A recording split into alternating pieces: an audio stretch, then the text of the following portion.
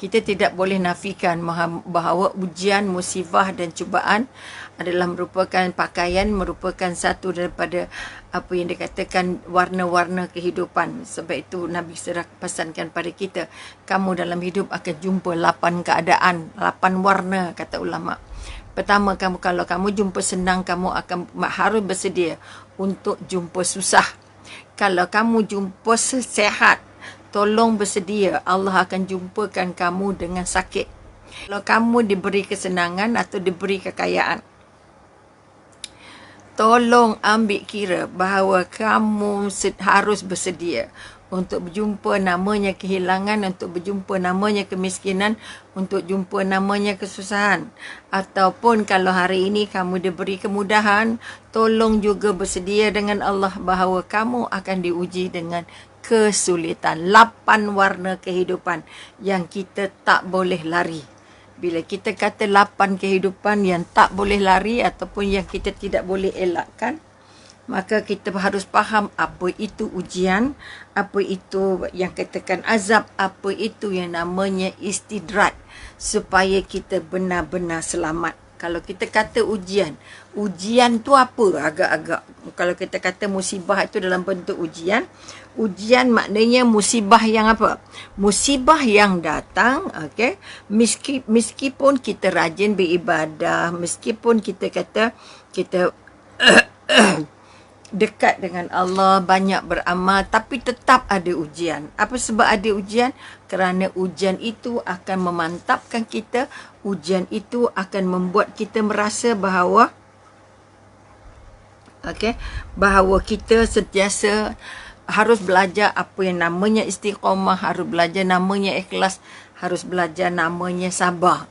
Baru kita jumpa ujian itu sebagai sebahagian dari buah yang memang Allah ciptakan untuk kita, untuk Allah uji kita. Kita ni macam mana sebenarnya? Dekat ke dengan Allah, jauh ke dengan Allah, percaya tak dengan Allah, rasanya bergantung dengan Allah ataupun tidak. Maka kalau kita tidak boleh lepas dari ujian, tidak ada sekolah yang tak ada ujian. Kenapa perlu ada ujian? Untuk bagi tahu kita, get ready, kamu akan diuji, kamu akan diberi bebanan, kamu akan diberi banyak cabaran untuk menguji sama ada kamu benar-benar hamba Allah atau kamu hamba iblis ataupun hamba setan ataupun kamu hamba dunia, bukan hamba akhirat. Maka sekali lagi kita juga akan jumpa namanya azab. Apa maknanya azab? Kita kata musibah yang datang ketika kita sering melalaikan dan meninggalkan kewajipan-kewajipan, bertujuan untuk beri peringatan pada kita akan selalu menunaikan hak-hak Allah. Itu yang kita katakan azab. Azab maknanya apa? Kita kata kesulitan juga, musibah juga. Okey, pada mereka-mereka yang cuai dengan perintah Allah, melanggar perintah Allah dan sebagainya.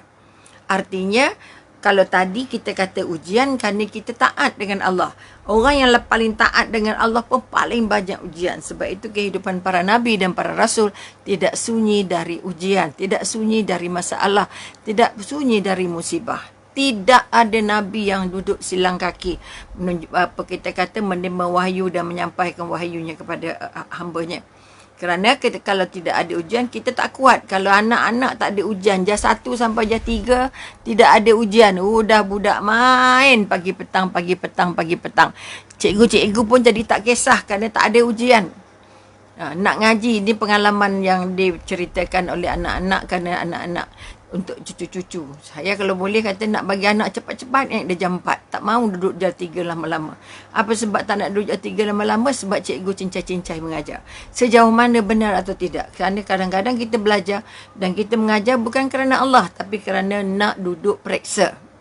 Nak dapat markah tinggi, nak markah banyak dan sebagainya. Ini masalah besar yang sedang kita hadapi. Oleh itu sekali lagi, mari kita melihat balik.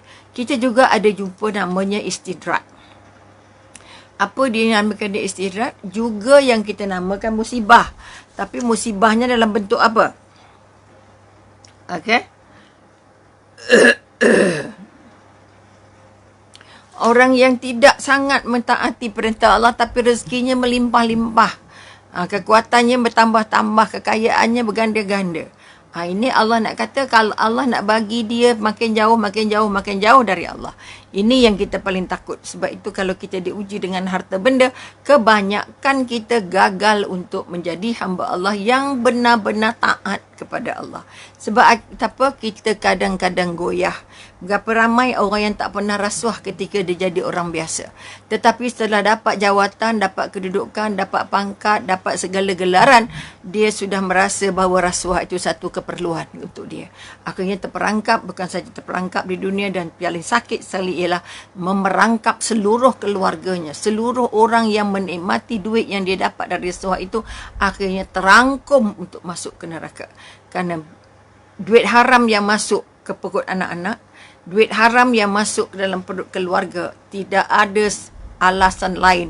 Mereka akan berbondong-bondong dibungkus Allah sekelompok untuk dicampakkan ke neraka kerana darah yang mengandungi makanan-makanan yang haram, walaupun setitik, walaupun sebesar zarah, akan menyebabkan kita layak hanya masuk ke neraka, tidak masuk ke syurga. Ini yang kita paling takut. Oleh itu kita kata, jangan senang hati ataupun jangan sakit hati atau susah hati melihat orang yang diganda-gandakan Allah rezekinya, tetapi dia cuai dengan perintah Allah. Okay, itu namanya istidrat, yang menyebabkan juga namanya musibah. Musibah kerana apa? Dia membuat kita jauh lagi jauh dengan Allah. Sebab itu kadang-kadang kita kata kita takut dengan kaya. Tapi kalau tak kaya tak boleh sedekah pula. Kita takut dengan senang. Kalau tak senang kita tak rasa pula nikmat ibadah contohnya. Okay? Maka Allah akan bekalkan itu. Kalau kita macam taat terus pada Allah, tetapi kita tak boleh lepas dari ujian. Siapa pun dia. Duduk sempurna ke ucapan, apa kita kata, ibadahnya, sedekahnya, semua sempurna. Tapi tetap dapat ujian. Paling sikit ujiannya sakit.